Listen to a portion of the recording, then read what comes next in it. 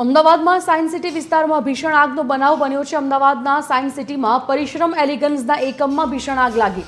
બિલ્ડિંગની લિફ્ટમાં અનેક લોકો ફસાયાની આશંકા છે। 35 થી 40 લોકોનું ફાયર વિભાગે રેસ્ક્યુ કરી તેમને સુરક્ષિત બહાર કાઢવામાં આવ્યા છે। આગ પર કાબુ મેળવવામાં આવ્યો છે।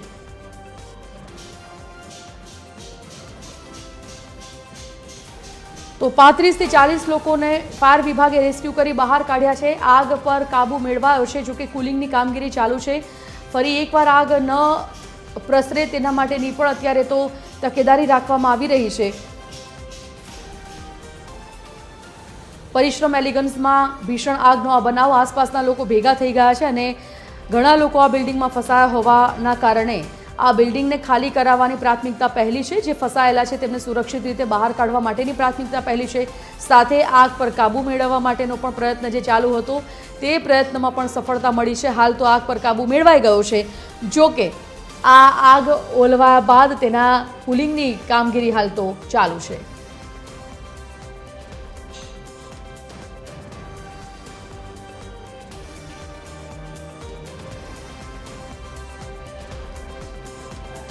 तो संवाददाता मौलिक उपाध्याय आ मुद्दा पर लाइव जोड़ाई गया है। मौलिक पासेथी विगत जाणीए। मौलिक, परिस्थिति त्यां शुं छे? कारण के जे बिल्डिंग में आग लगी त्यां लगभग 35-40 लोकोनुं तो रेस्क्यू करवामां आव्युं छे। पहला तो आगनुं कोई कारण सामे आव्युं छे ने हाल त्यां कोई फसायेला छे खरा? शुं स्थिति छे त्यां हालनी? बिल्कुल थी जे रीते सायन्स सिटी रोड पर आवेला जे बिल्डिंग है परिश्रम एलिगन्स त्या आगनो बनाव है ते बन्यो हतो। कैमरामेन ने कहीश के फायर विभागनी टीम है ते तात्कालिक अहींया पहोंचीने तमाम लोको छे तेनुं रेस्क्यू है ते कर्युं छे। खास बीजो ने त्रीजो माळ छे ते आग लागी हती। फायर विभागना अधिकारी छे तेमनी साथे वात करीशुं। साहेब, अहींया आगनो बनाव हतो, शुं बनाव हतो अने कई रीतना लोकोने रेस्क्यू कराया, कोई जानहानि के केम? तकरीबन 2:45 बजे के आसपास फायर कंट्रोल में कॉल मिला कि परिश्रम एलिगेंस में फायर हुआ है। तो इमीडिएटली फायर की टीम को रवाना किया गया नियरेस्ट फायर स्टेशन से। और फिर पता चला कि यहाँ पे मानस फंसे हुए हैं, तो इमीडिएटली रेस्क्यू टेंडर्स और हाइड्रोलिक प्लेटफॉर्म को भी रवाना किया गया। तकरीबन 10 गाड़ी रिस्पॉन्ड की यहाँ पे। और यहाँ पे आने के बाद टीम को दिखा कि सेकेंड फ्लोर में जहाँ होटल है वहाँ पे काफ़ी ज़्यादा स्मोक है और पर्सन फंसे हुए हैं। तो इमीडिएटली एक्सेस क्रिएट किया गया, लेडर लगाई गई और तकरीबन 50 जैसे मानस को वहाँ से बाहर निकाला गया। और उसके बाद फिर फायर फाइटिंग और स्मोक निकालने की कामगिरी फिर चलती रही। साहब, आग क्या लागी थी अने सेना कारणे लिफ्ट में कोई फंसाया था? मानस फंसे हुए थे क्योंकि इसमें जब फायर लगी तब मानस लिफ्ट के बाहर थे और उनको फिर सीढ़ी के द्वारा बाहर निकाला गया। ये आग लगी थी अपना जो सेकेंड फ्लोर पे होटल है, होटल के रूम में फायर लगी थी जहाँ पे गद्दे हैं, कुशन्स हैं, चादर्स हैं। तो इसलिए स्मोक काफ़ी ज़्यादा डेंस स्मोक निकला और चारों तरफ से बंद होने के कारण स्मोक यहाँ पे डेंस होता चला गया। कोई जानहानि नहीं, इस पूरे इंसिडेंट में कोई जानहानि की कोई खबर नहीं है। એટલે આ રીતે કોઈ જાનહાનિ નથી થઈ। દ્રશ્યો છે તે આપને બતાવીશ કે કઈ રીતે જે ફાયર અધિકારીએ કહ્યું તે પ્રમાણે જે હોટલ છે તેમાં આગ લાગી હતી અને બંધ વિસ્તાર હોવાના કારણે વધુ છે તે લોકો અંદર હતા અને તેમને ઝડપથી જે બહાર છે તે કાઢવામાં આવ્યા હતા અને અત્યારે અહીંયા મોટી સંખ્યામાં ફાયરનો જે કાફલો છે તે પણ છે, સાથે સાથે પોલીસના અધિકારીઓ છે તે પણ હાજર છે। દ્રશ્યો છે તે બતાવીશ। પોલીસનો મોટો કાફલો છે, કેમેરામેનને કહીશ કે બતાવશે તે પણ અહીંયા હાજર છે ઘટના સ્થળ પર।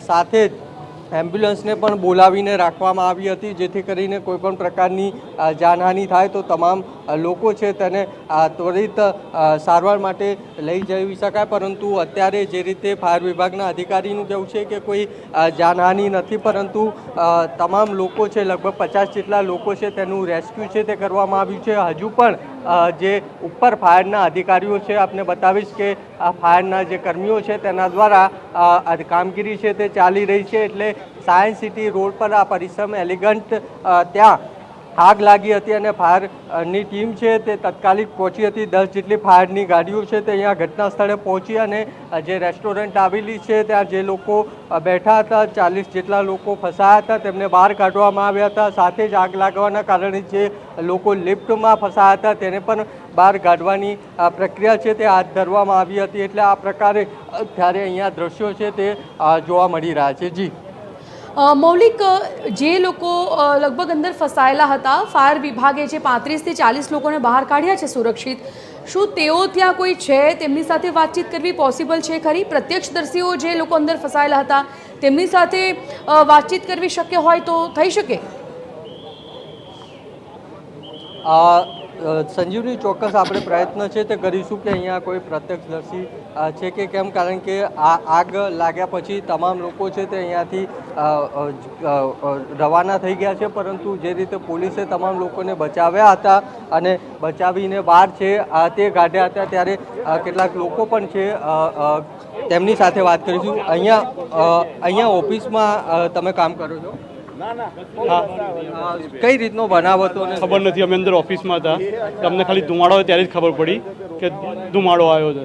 અચ્છા, અમને બહાર તમે કઈ રીતના નીચે આવ્યા? તમે ફાયર બ્રિગેડ વાળાનો હાથ પકડીને નીચે આવ્યા સીડીઓથી. અચ્છા, બીજા જે 40 થી 50 લોકોને ફાયર વિભાગ દ્વારા રેસ્ક્યુ કરવામાં હા, કરવામાં આવ્યા. ઓકે, તમારી ઓફિસમાં બીજા લોકો હતા, એ કઈ રીતના? એ બધા ફાયર બ્રિગેડ વાળાનો હાથ પકડીને જ આવ્યા છે. ફાયર બ્રિગેડ વાળા રેસ્ક્યુ કર્યા છે. તમે અહીં પહોંચ્યા છો, તમે શું કહેશો ઘટના વિશે? તમે અહીં હાજર હતા બની ત્યારે? ના, હું હાજર નહોતો. હું લાસ્ટમાં આવ્યો જ્યારે ત્યાં મારી ઉપરવાળી ઓફિસના માણસો મારા નીચે આવી ગયા, પછી હું અહીંયા આવ્યો નીચે. તમારી ઉપરની ઓફિસ છે તો એ લોકો કેવી રીતના નીચે આવે? એ ફાયર બ્રિગેડવાળાને સપોર્ટથી એ લોકો ચાલતા, અમુક 3-1 જણને સીધા ઉપરથી ઉતાર્યા અને 3-4 બાકીના બધા જ એકબીજાને પકડી નીચે આવી ગયા. બરાબર. કેટલા લોકો નીચે આવે તમારા? મારી ઓફિસના 23નો સ્ટાફ હતો અને 2 ગેસ્ટ હતા. કોઈ જાનહાની કે કશું જ નહીં. એટલે આ રીતે જે ઓફિસના સાથે સંકળાયેલા લોકો છે તે અહીંયા હાજર છે. તેમનું કહેવું છે કે તેમના સ્ટાફ છે તે તમામ નીચે ઉતરી ગયો છે. કેટલાક લોકો એવા પણ છે જે ઉપરની માળે જે ઓફિસ હતી તેવા લોકો છે, અને તેવા લોકો પણ ઘટનાની જાણ થયા બાદ નીચે છે તે ઉતરી ગયા હતા.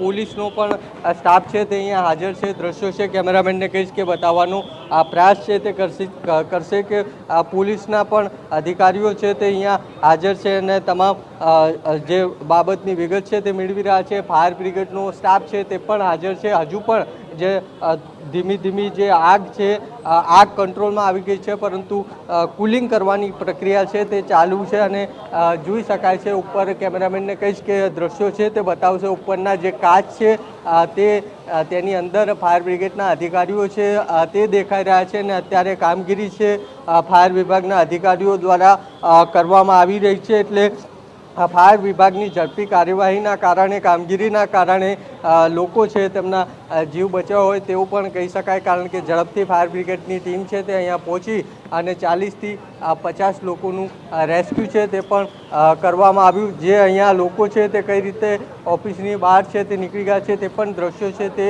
બતાવીશ કે આવી રીતના ફાઇલ લઈને જે પણ અલગ અલગ ઓફિસ આવેલી છે તેના કર્મચારીઓ છે તે અહીંયા બહાર ઊભેલા જોવા છે તે મળી રહ્યા છે, કારણ કે જ્યારે આ સમગ્ર બિલ્ડિંગમાં આગ લાગી ત્યારે તમામ બિલ્ડિંગના લોકો છે તે બહાર નીકળી ગયા હતા.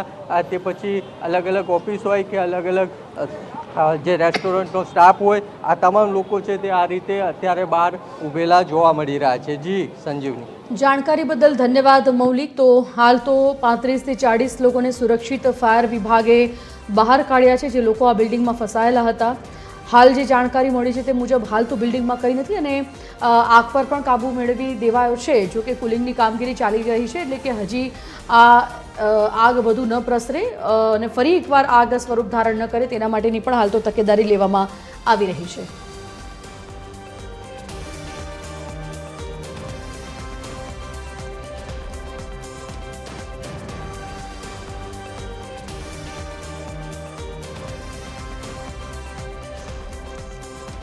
અમદાવાદના સાયન્સ સિટી વિસ્તારમાં પરિશ્રમ એલિગન્સના એકમમાં આગનો આ બનાવ.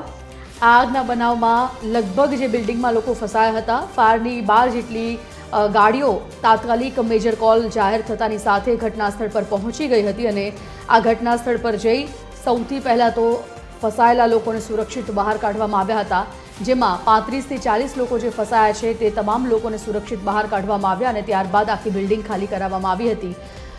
આ આગ પર કાબૂ હાલ તો મેળવી દેવામાં આવ્યો છે. જે જાણકારી મળી રહી છે તે મુજબ આગ પર કાબૂ મેળવી દેવાયો છે. કુલિંગની પ્રક્રિયા ચાલી છે. હાલ તો બિલ્ડિંગને ખાલી કરાવવા માટેની જે પ્રોસેસ છે, જે કામગીરી છે તે કરવામાં આવી રહી છે. ભયંકર આગ, જોકે આ આગ તાત્કાલિક ધોરણે કાબૂમાં આવી ગઈ છે. તાત્કાલિક ધોરણે ફાયરના જવાનો લગભગ 12 જેટલી ગાડીઓ ઘટના સ્થળ પર પહોંચી આગ પર કાબૂ મેળવી લેવાયો છે.